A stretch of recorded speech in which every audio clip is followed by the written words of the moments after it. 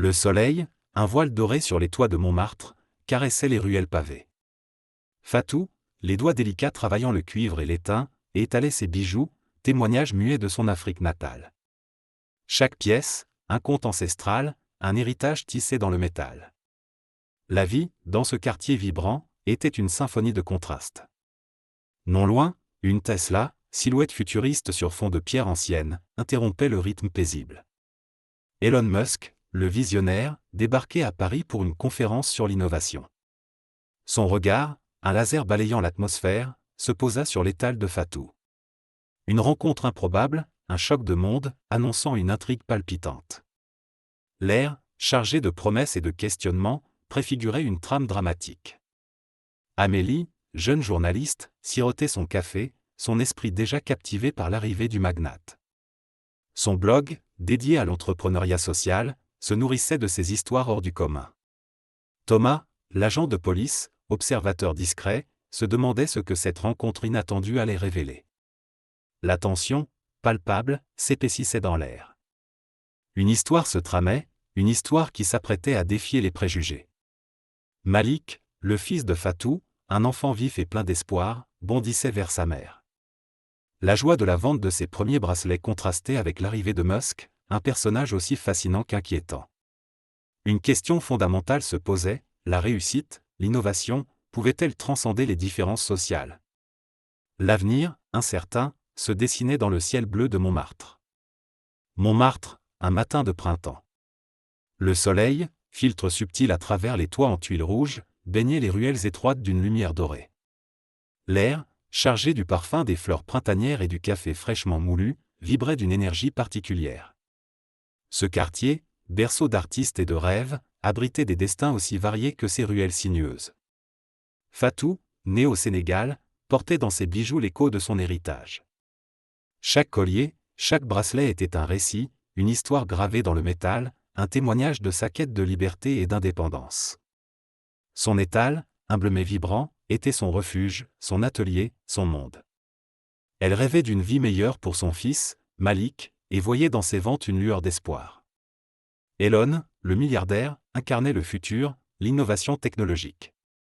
Ses pensées, tournées vers les avancées technologiques, étaient loin de ses ruelles parisiennes. Il cherchait l'inspiration, une étincelle d'originalité, dans ce lieu hors du temps. Son voyage à Paris était plus qu'une simple escale, un besoin de s'échapper du rythme effréné de son quotidien. Amélie, journaliste engagée, recherchait des histoires qui inspiraient le changement. Elle avait un don pour déceler les histoires cachées, les potentiels insoupçonnés.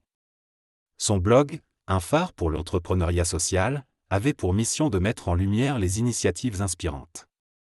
Elle avait déjà rencontré des personnalités extraordinaires, mais cette rencontre avec Elon Musk promettant d'être mémorable. Thomas, l'agent de police, connaissait chaque recoin de Montmartre. Ses yeux, habitués à déceler les signes, suivaient avec une attention particulière les mouvements de la foule. Sa mission était de protéger ce quartier, de veiller sur son harmonie, et de déceler toute anomalie. Son instinct de vigilance, nourri par les années d'expérience, était aigu. Un murmure d'inquiétude traversa la rue lorsque Musk, après avoir examiné les bijoux, révéla un secret enfoui dans le passé de Fatou, un ancien donateur, un mécène disparu, avait autrefois financé un projet scientifique prometteur, projet lié à une technologie ancienne. Cette révélation, tombée comme un coup de foudre, interrogeait le parcours d'Elon et la valeur réelle de son innovation.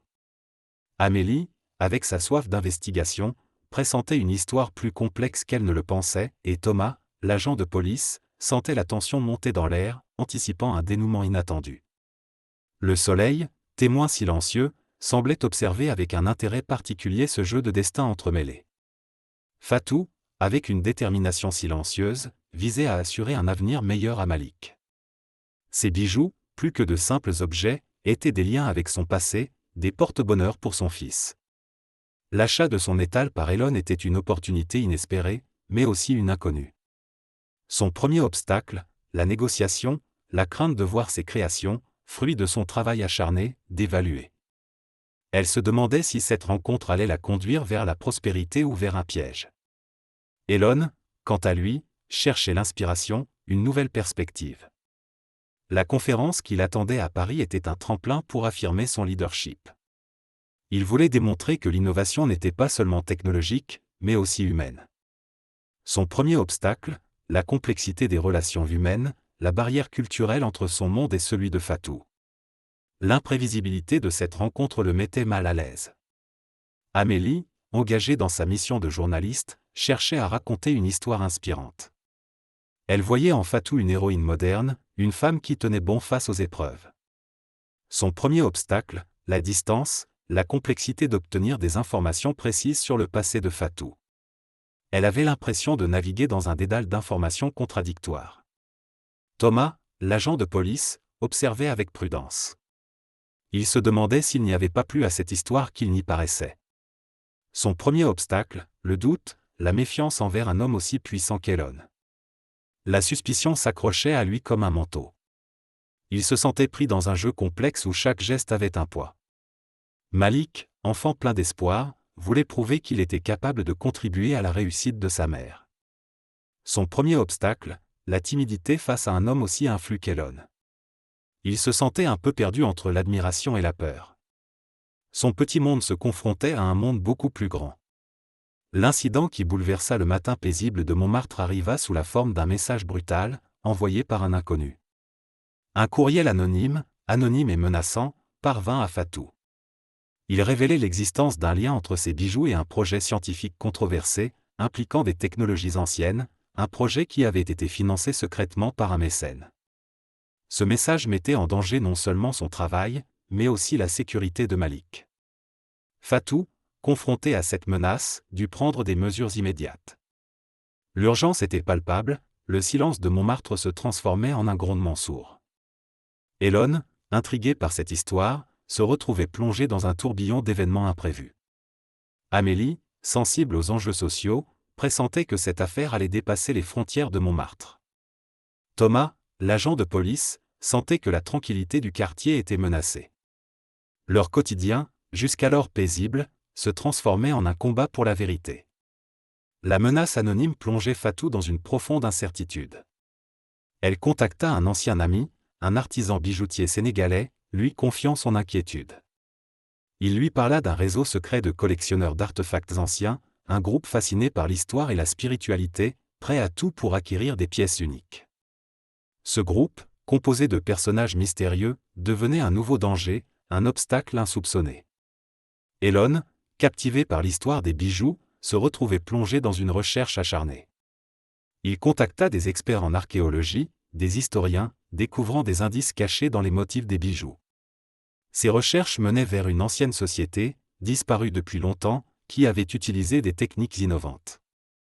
Il se rendait compte que la valeur de ces bijoux dépassait largement le simple artisanat. Amélie, fascinée par l'histoire de Fatou, commençait à creuser. Elle découvrait une série d'articles oubliés, de témoignages disparus, liés à l'ancien mécène. Elle se retrouvait entraînée dans un jeu de pistes complexes, à la recherche de la vérité derrière cette histoire. Elle rencontrait un ancien collègue journaliste, un homme avisé, qui lui révélait des secrets sur le mécène. Thomas, confronté à l'étrange situation, sentait la tension monter dans le quartier.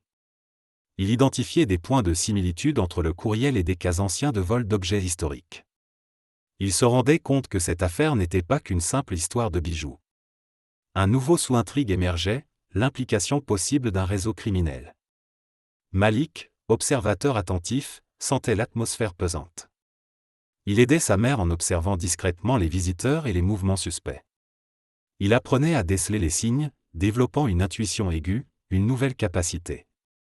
Son rôle devenait plus important dans le contexte de cette histoire. Fatou, face à la menace croissante, décida de contacter un ancien mentor, un historien spécialiste des technologies anciennes. Ce dernier, sceptique au début, finit par s'impliquer, révélant des informations cruciales sur le réseau des collectionneurs. Leur rencontre alimentait la tension, car le mentor était également la cible d'une enquête policière pour des accusations de blanchiment d'argent. Fatou se retrouvait ainsi prise dans une spirale de danger, et elle devait choisir entre sa sécurité et sa quête de vérité. Elon, confronté à la complexité de la technologie ancienne, décida de s'entourer d'une équipe d'experts. Un ingénieur en robotique, un ancien décrypteur de code, et une experte en histoire des civilisations rejoignirent son équipe. Ces experts, chacun avec ses propres secrets et motivations, contribuait à amplifier la tension. L'enjeu devenait de plus en plus important, mettant en danger non seulement le projet d'Elon, mais aussi la réputation de ses collaborateurs. Amélie, confrontée à des informations contradictoires, se retrouvait prise dans un jeu de dupes. Un ancien ami, journaliste à renommée internationale, la mettait sur la piste d'un complot plus large, un complot impliquant des personnalités influentes. Elle se rendait compte que son enquête devenait dangereuse, et elle devait faire un choix, poursuivre seule ou s'associer à une autre figure. Thomas, face à la complexité de l'affaire, découvrait un lien entre le courriel anonyme et une série de vols d'objets historiques dans le quartier. Il se rendait compte que le réseau criminel s'étendait au-delà de Montmartre, mettant en péril la sécurité de la ville. Il se trouvait pris entre sa mission de protection et la nécessité de se conformer à la loi. Malik, observant la tension croissante, développait des compétences d'observation et de déduction. Il aidait sa mère et Amélie en détectant des indices subtils, des détails que les autres négligeaient. Son rôle d'observateur attentif s'intensifiait, devenant un élément crucial pour la résolution de l'affaire. Fatou, face à la menace imminente, prit une décision radicale. Elle révéla à son mentor l'identité du véritable commanditaire de la menace, une figure influente du monde des affaires. Ce geste, audacieux et risqué, provoqua une rupture entre Fatou et son réseau. Elle se retrouvait seule, mais plus déterminée que jamais à protéger Malik. Elon, confronté à la complexité du projet, fit un choix crucial. Il renonça à l'acquisition de l'étal, préférant investir dans un projet social, une initiative pour aider Fatou à développer son entreprise. Ce choix, inattendu et courageux, transformait son image de simple magnate en celle d'un homme sensible aux réalités sociales. Amélie, confrontée à la vérité, comprit l'étendue du complot. Elle publia un article dénonçant les pratiques du réseau des collectionneurs, un article qui allait choquer et ébranler l'opinion publique. Son blog, autrefois un simple outil, devenait une arme puissante pour la justice. Thomas, convaincu de la gravité de la situation, utilisa ces réseaux pour identifier les membres du réseau criminel. Il se retrouvait au cœur d'une confrontation, face à des individus dangereux et déterminés. Sa détermination et son courage étaient mis à rude épreuve. Malik, face à la menace, développa un esprit d'initiative. Il utilisa ses nouvelles compétences pour aider sa mère et Amélie à rassembler des preuves, jouant un rôle essentiel dans la résolution de l'affaire. Il était devenu un allié précieux, un partenaire inattendu. Fatou, préparant discrètement des documents, se préparait à affronter le réseau. Elle avait contacté un avocat spécialisé dans les affaires internationales, un homme discret et efficace, qui avait accepté de l'aider à faire valoir ses droits. Une alliance inattendue se formait, un soutien précieux dans cette bataille.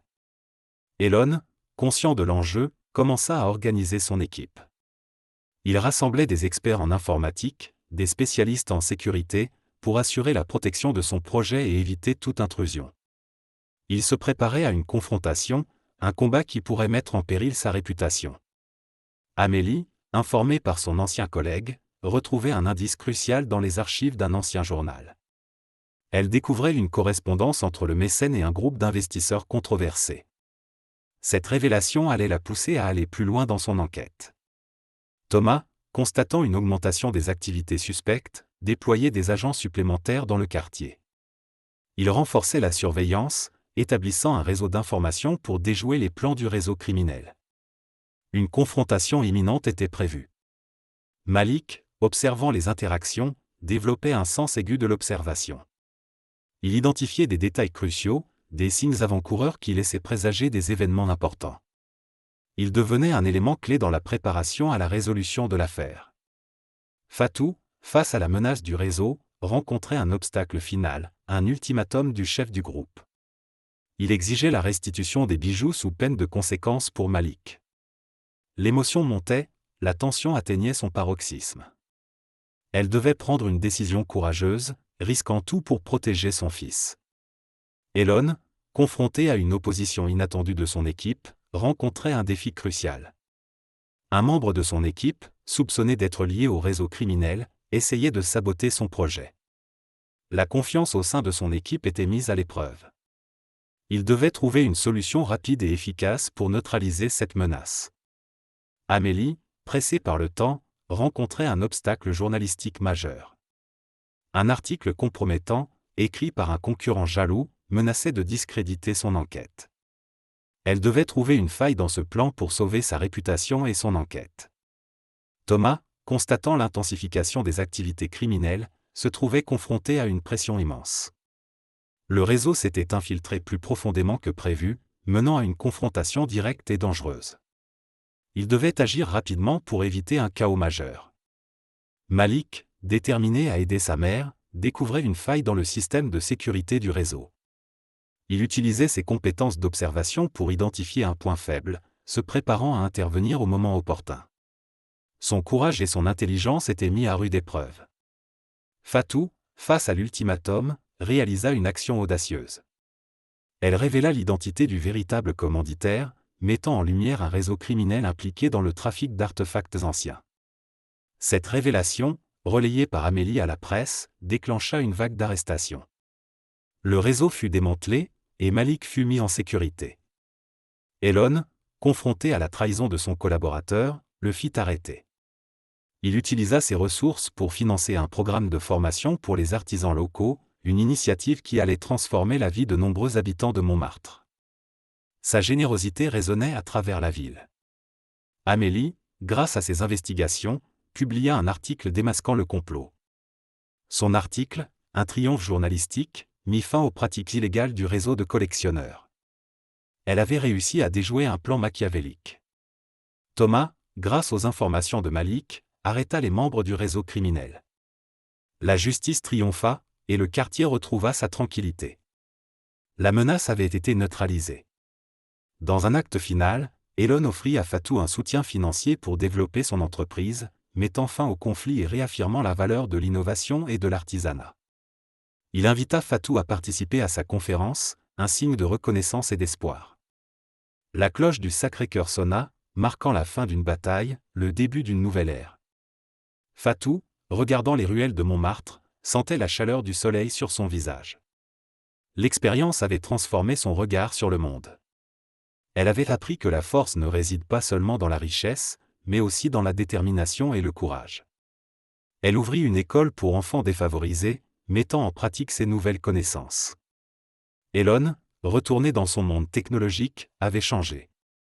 Il avait compris que l'innovation ne se limitait pas aux algorithmes et aux circuits, mais qu'elle englobait aussi la solidarité et l'entraide. Il fonda une fondation pour soutenir les artisans et les entrepreneurs du monde entier. Amélie, transformée par son enquête, développa un nouveau projet journalistique. Elle se consacra à l'accompagnement des petites entreprises et des entrepreneurs sociaux, défendant leurs droits et leurs ambitions. Thomas, s'appuyant sur son expérience, avait renforcé sa conviction que la justice doit toujours triompher. Il poursuivit son travail, devenant un modèle d'intégrité et de dévouement. Malik, grandi et plus sûr de lui, suivit les pas de sa mère, devenant un défenseur des plus faibles. Il avait trouvé sa voie, une voie inspirée par la force de la solidarité et de l'espoir. L'histoire de Montmartre avait résonné dans le monde entier. Il était temps pour eux tous de poursuivre leur voyage.